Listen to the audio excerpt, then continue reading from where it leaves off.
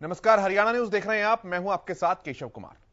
कांग्रेस नेता राहुल गांधी से national Herald case में पूछताछ पर बवाल मचा हुआ है। एक और राहुल गांधी से ईडी की पूछताछ जारी है, तो वहीं दूसरी ओर कांग्रेस कार्यकर्ता दिल्ली स्थित पार्टी के दफ्तर के बाहर ईडी के खिलाफ प्रदर्शन कर रहे हैं। रणदीप सुरजेवाला समेत कांग्रेस के कई बड़े नेताओं और कार्यकर्ताओं को हिरासत में लिया गया है। नेशनल हेराल्ड केस में राहुल गांधी से पूछताछ पर बवाल लगातार मचा हुआ है। रिपोर्ट आप देखिए।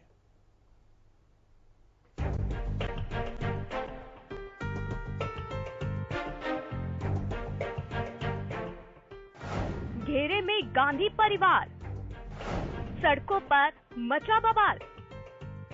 जी हां, कांग्रेस नेता राहुल गांधी से नेशनल हेराल्ड केस में पूछताछ पर बवाल मचा हुआ है। एक और राहुल से ईडी की पूछताछ, तो दूसरी ओर प्रदर्शनकारी कांग्रेसियों को हिरासत में लिया गया है। वहीं इस कार्यवाही से बौखलाई कांग्रेस ने प्रेस कॉन्फ्रेंस कर केंद्र सरकार पर जमकर निशाना साधा है। आपके ये झूठे मुकदमे और जो बंदर घुड़कियां हैं, इनसे कोई डरने वाला नहीं। मोदी जी, आप चाहे जितना तिल मिला लें, आप चाहे जितने मुकदमे चला लें, हम कांग्रेस के करोड़ों कार्यकर्ता जनता की आवाज को उठाते रहेंगे जिसका दर्द आपको है। हम महंगाई और बेरोजगारी के खिलाफ आवाज बुलंद करते रहेंगे जो तकलीफ आपको है। हम देश की 70 साल की संपत्ति को बेचने की लूट के खिलाफ बुलंद आवाज बने रहेंगे जिसकी आपको तकलीफ है।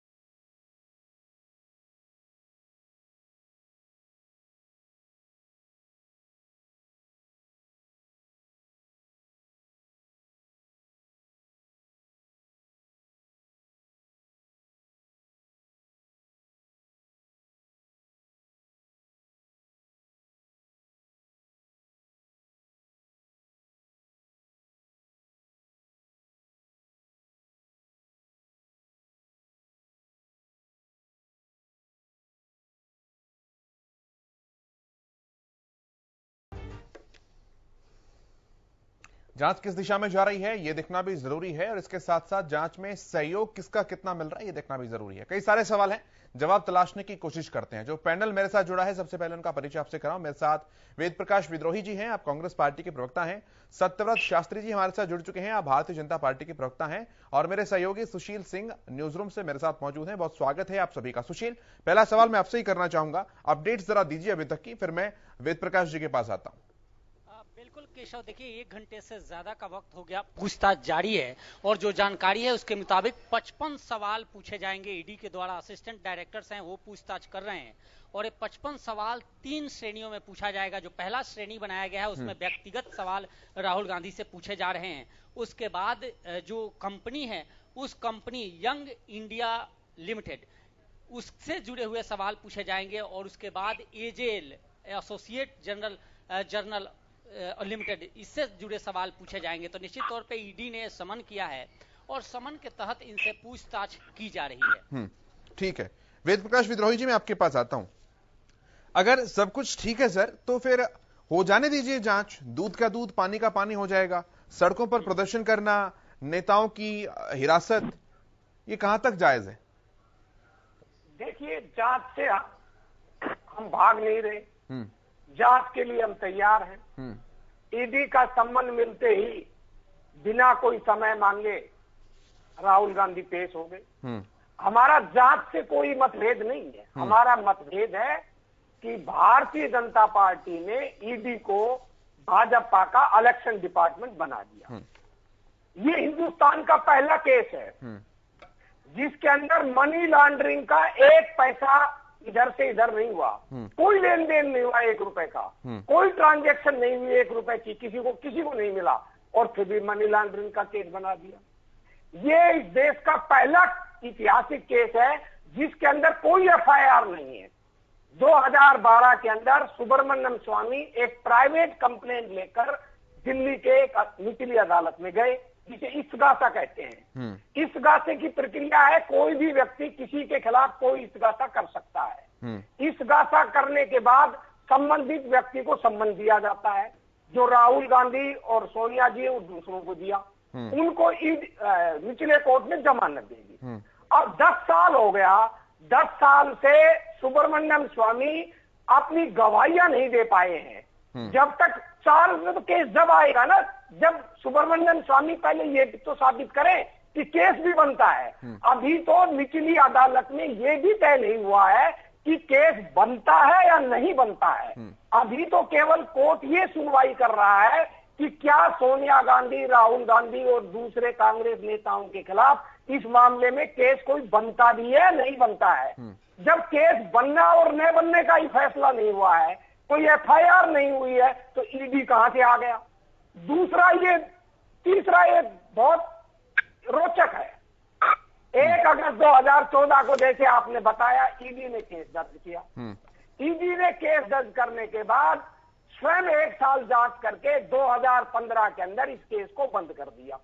ईडी ने कहा कि इस केस में कोई सबूत नहीं है, कोई दम नहीं है, इसलिए हम इसको बंद करते हैं। ईडी के बंद करने के बाद प्रधानमंत्री मोदी जी ने जिस ईडी अधिकारी ने इसको बंद किया था उसका ट्रांसफर कर दिया। नया ईडी अधिकारी लाए जिसको बार बार एक्सटेंशन मिली, रिटायर होने के बाद भी 3 बार एक्सटेंशन मिली और केस को दोबारा चालू करवा दिया। अब इस केस के अंदर केवल राजनीति हो रही है, केवल राजनीति। हमारा विरोध उस राजनीति से है। अब ईडी का एक छोटा सा उदाहरण देता हूं मैं आपको। ये भी देश के इतिहास में पहली बार हुआ है। अभी राष्ट्रपति चुनाव की अधिसूचना जारी करते हुए चुनाव आयोग ने कहा था, आपने भी सुना होगा, कि कोई भी व्यक्ति जो प्रिवेंटिंग वो क्या बोलते हैं जेल में होता है, प्रारंभिक रूप से जो जेल में कस्टडी में होता है, प्रिवेंटिंग कस्टडी, उसको वोट देने से नहीं रोका जाएगा राष्ट्रपति के चुनाव में। जिसको सजा हो चुकी है वो जेल सुप्रीडेंट की अनुमति से वोट देने का अधिकारी है। पर क्या किया इस ईडी और सीबीआई ने महाराष्ट्र के अंदर? अनिल देशमुख और नवाब मलिक को वोट देने के खिलाफ कोर्ट के अंदर कहा कि नहीं देंगे। और मुझे आश्चर्य है कोर्ट ने भी ईडी और सीबीआई की बात जी ठीक है, आपकी तमाम शिकायतें जो हैं उनका निपटारा हो जाएगा, जांच आगे बढ़ेगी। मेरा सवाल तो यह है, जो देश के आम आदमी का भी सवाल है कि अगर सब कुछ दूध का दूध पानी का पानी हो जाने दीजिए, जो साफ होगा वो बाहर निकल कर आ जाएगा, जो दोषी होगा वो अपने आप पकड़ा जाएगा। हम जांच में कुछ कह ही नहीं रहे। जांच नहीं, ये सड़कों पर उतरना, प्रदर्शन करना, ये संकेत ठीक नहीं आता ना। भाजपा राजनीति कर रही है, झूठा केस बनाकर एक दुष्प्रचार कर रही है। जिस दिन नोटिस समन जारी किए थे, जिस दिन समन जारी किए थे, उस दिन कर लेते प्रदर्शन सर। आज पेशी होनी है, तो ये तो इनडायरेक्ट दबाव बनाना हो गया ना। पेशी के दिन प्रदर्शन तो डायरेक्ट इन दबाव बनाना हो गया। राजनीतिक मुद्दों को राजनीतिक रूप से ही निपटा जाएगा। चलिए, मैं जवाब लेता हूं इस बात का। मैं जवाब लेता हूं शास्त्री जी से। शास्त्री जी, उनका कहना है कि आप राजनीति कर रहे हैं, बदले की भावना से कर रहे हैं, इसलिए राजनीतिक मुद्दों से हम राजनीतिक रूप से ही निपटेंगे। देखिए, वेद प्रकाश जी बड़े सीनियर आदमी हैं, लेकिन कहीं कहीं आप चूक कर जाते हैं। पहली बात तो राजनीति से प्रेरित कार्यक्रम है और ये मुद्दा राजनीतिक है, तो इसको पिछले 7-8 साल से आपने पब्लिक कर ली। कहीं किसी मंच के ऊपर आपने इसका स्पष्टीकरण नहीं दिया, और न ही जो आज ईडी जिस 55 सवालों का जवाब चाह रही है, ऐसा ये तो आपके सामने ही था ना। आपके पार्टी के बड़े बड़े प्रवक्ता हैं, बड़े बड़े वकील हैं, कहीं भी हैं, तो आपने पब्लिक डोमेन में कभी ये प्रश्न नहीं रखे कि भाई ये क्यों कर रहे हैं, कैसे कर रहे हैं, क्योंकि उसके अंदर कहीं ना कहीं घोल है। उस घोल को छेद करने के लिए आप ऐसा कर रहे हैं, एक बात।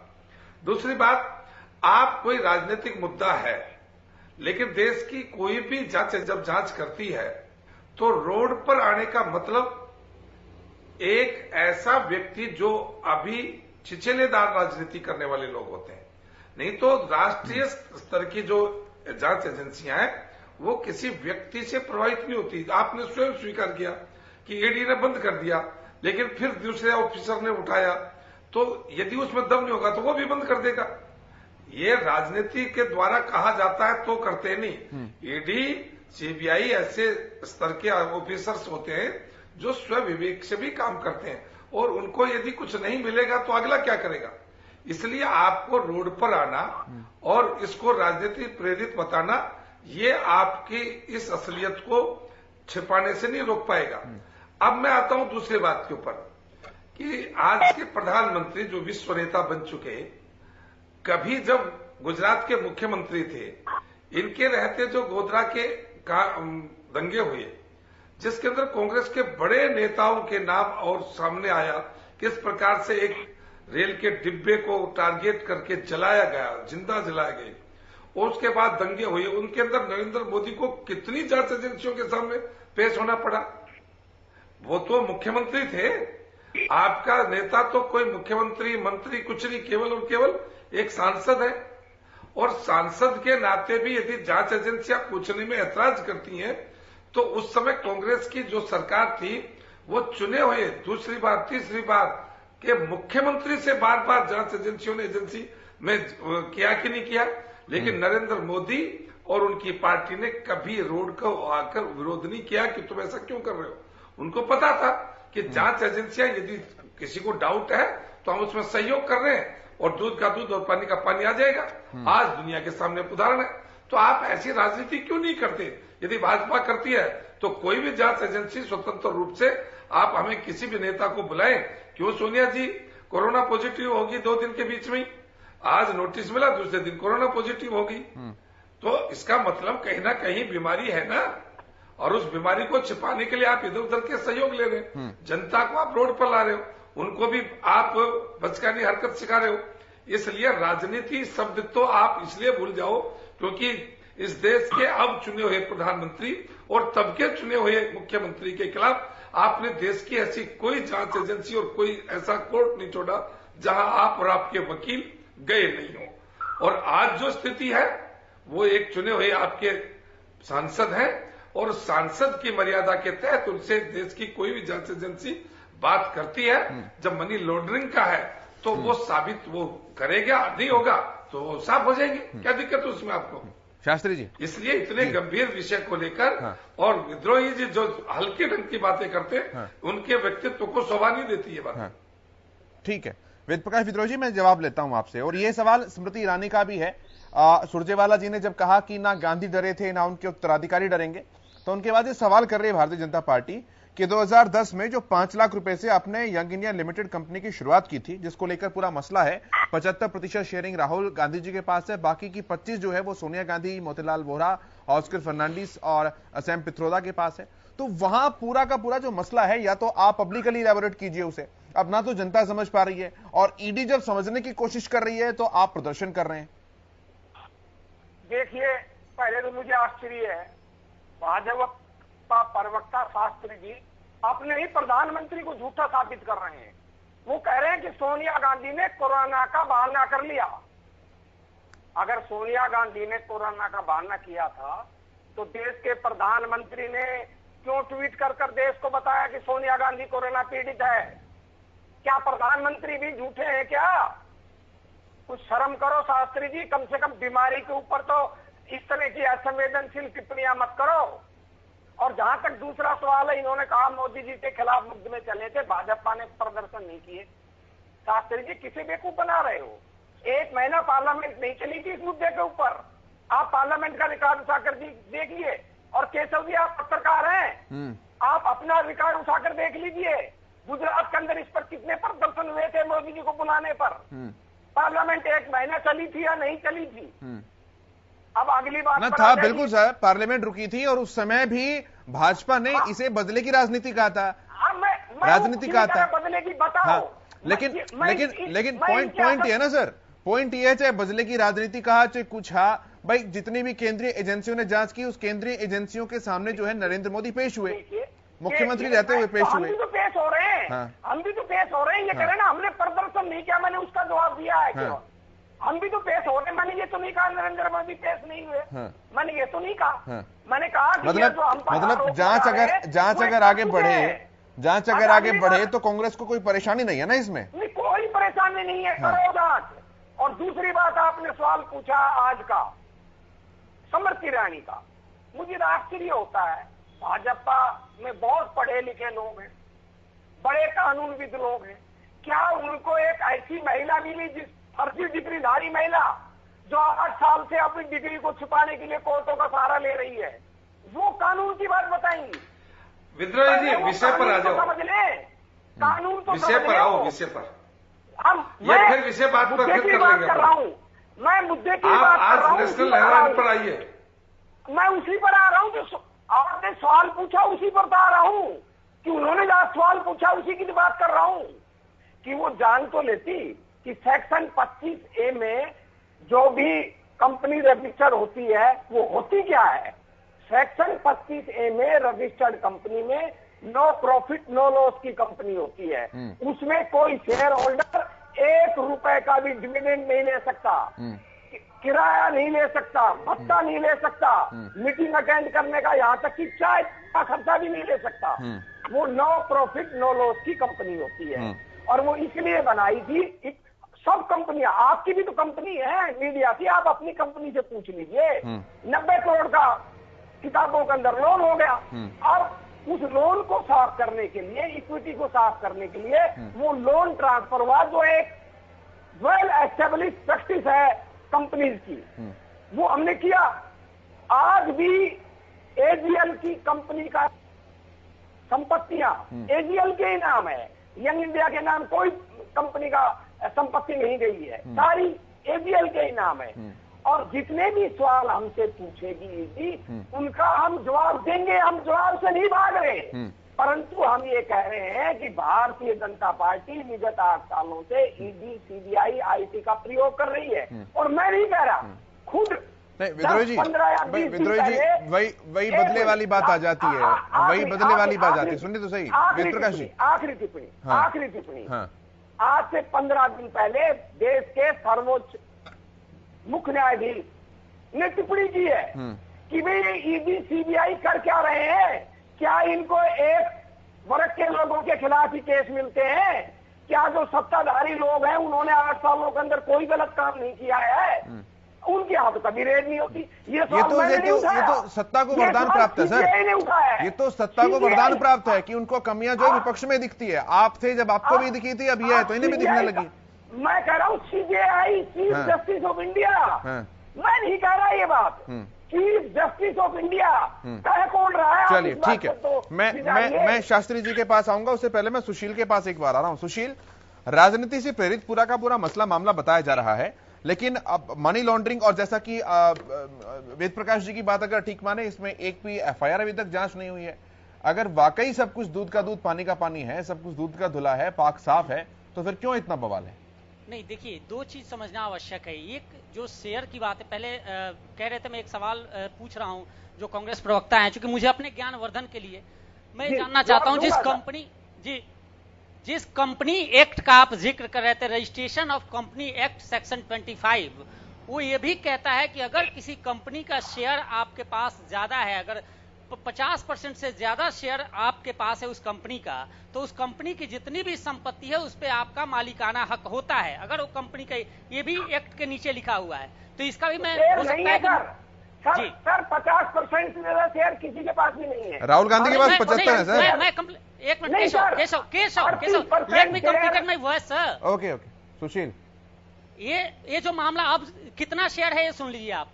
38% है राहुल गांधी के नाम, 38% है सोनिया गांधी के नाम, और 24% में ऑस्कर फर्नांडिस है और मोतीलाल वोरा है। मोतीलाल वोरा जी इस वर्ष से हार गए। अब देखिए, तो ये कंपनी एक्ट का आप जिक्र करते हो। दूसरी बात एक और यहाँ समझना आवश्यक है, मैं 2010 में शास्त्री जी और आपको विद्रोही जी बता दूं, मैं कवर कर रहा था, और मैंने प्रधानमंत्री आज जो नरेंद्र मोदी हैं उनसे जब पूछताछ हो रही थी, तो मैं वहां बाहर, मैं भी किसी दूसरे चैनल में था और मैंने रिपोर्टिंग की है। आपका भी वो सही है कि उस वक्त कई जगह प्रदर्शन हुए थे, और अमूमन जब कोई बड़ा नेता, जब इस तरह की पूछताछ होती है तो उसमें प्रदर्शन होते हैं, रोष जताया जाता है। मैं इसको, लोकतंत्र में हक है सबको अपनी आवाज बुलंद करने की और सबको अपने नेता को प्रोटेक्ट करने का हक है, मैं इस बात को मानता हूं। लेकिन यहां इस बार जो हो रहा है कि राहुल गांधी पे ये कुछ हुआ, और कई प्रवक्ता, कई नेताओं के मैं बयान सुन रहा था कि ये कार्रवाई हो गई, बदले की भावना से हो रही है। सर, मेरा जो अपना मानना है, अपना आकलन है कि PMLA, prevention of money laundry act 2002 है, और इसका एक सेक्शन होता है 50। जब भी कोई शिकायत मनी लॉन्ड्रिंग की आती है तो सेक्शन 50 के तहत जिस व्यक्ति पर यह शिकायत होती है उससे ईडी पूछताछ करती है, और ये सेक्शन जो 50 है ये अधिकार देता है कि चाहे वो डायरेक्टर हो, ज्वाइंट डायरेक्टर हो ईडी के, या फिर असिस्टेंट डायरेक्टर तक के लोग ही पूछताछ करते हैं। और जब पूछताछ का मतलब, मैं कंप्लीट कर लूं सर, मैं एक लाइन बोल दूं आपको, चूंकि मुझे जो हो सकता है कि मैं गलत हूं तो आप करेक्ट कर देंगे ना। तो ये जब पूछताछ का मतलब ये नहीं होता कि आप पर कार्रवाई हो गई, पूछताछ का मतलब ये होता है कि उनसे यह पूछताछ की जाती है कि आप पर यह आरोप लगा है और इस आरोप का आप क्या सफाई देंगे। अगर राहुल गांधी उसका जवाब देते हैं और वो कहीं साक्ष्य से परे है तो निश्चित तौर पे कोई कार्रवाई नहीं बनती। और यहाँ जो इस पूछताछ को कार्रवाई की श्रेणी में देखी जा रही है, ये थोड़ा सा मुझे भी अटपटा सा लग रहा है कि ये पूछताछ है, शिकायत की पूछताछ है, और निश्चित तौर पे तमाम बड़े लोगों के साथ होता है जब भी आरोप लगते हैं। पूछताछ है, कार्रवाई नहीं है। मैं छोटा कमेंट ले रहा हूँ एक बार। विद्रोही जी, छोटा सा कमेंट दीजिएगा, मुझे वाइंड अप भी करना है। विद्रोही जी। सर, मैं उसी पर तो सवाल उठा रहा हूँ, कोई FIR है ही नहीं है। बिना FIR ईडी कोई जांच कर ही नहीं सकता। मैं यही सवाल मैं उठा रहा हूँ कि बता दो कौन सी FIR है इस मामले के अंदर। जब FIR नहीं तो जांच किस बात की? पहले FIR दर्ज PMLA के थे। यही बात मैं कह रहा हूँ शुरू से। अगर सुशील जी के कोई जानकारी है तो वो बता दें। सुशील जल्दी FIR दर्ज है PMLA। सर श्रीमान, जो शिकायत सुब्रमण्यम स्वामी ने की, और सुब्रमण्यम स्वामी की शिकायत जब आज पुलिस में भी सर ले लो कि पुलिस में भी जब मेरे खिलाफ या आपके खिलाफ कोई शिकायत हो तो IPC का सेक्शन जो है 153 वो कहता है कि आप उसकी इंक्वायरी करो। अगर कोई रेवेन्यू से रिलेटेड मैटर है तो PMLA में नहीं कर सकते जब तक FIR दर्ज ना हो। PMLA कानून के अंदर ये जरूरी है कि पहले कहीं FIR दर्ज होनी चाहिए। ठीक है विद्रोही जी सुन लेते हैं एक बार। विद्रोही जी सुन लेते हैं। सुशील सर, PMLA एक्ट कहता है कि सबसे पहले साक्ष्य जुटाया जाए, और उसी सेक्शन 50 के तहत यह साक्ष्य जुटा रही है। ईडी ने अभी कोई FIR दर्ज नहीं कराई है। ईडी नहीं करता FIR दर्ज, फिर आप गलत कह रहे हैं। FIR दर्ज होती है पुलिस में या CBI में। ईडी डायरेक्ट कोई FIR दर्ज नहीं करती है। ईडी CBI या पुलिस की FIR के अरे विद्रोही जी, फिर आप एक बात बताइए ना। सुनिए संस्था है ईडी सर। सुनिए, भाई 19 दिसंबर 2015, सुनिए विद्रोही जी, विद्रोही जी 19 दिसंबर 2015 इस केस में सोनिया गांधी, राहुल गांधी समेत जितने भी लोग थे उन्हें जमानत पे हैं सर, जमानत पे हैं, तो जमानत ऐसे मिल जाएगी? मतलब कोर्ट भी जमानत ऐसे ही दे देगा फोकट में? ऐसे नहीं ना, ये विद्रोही जी ये कुतर्क लगते हैं, ये चीजें संशय पैदा करती हैं। मैं शास्त्री जी के पास आता हूँ जल्दी से।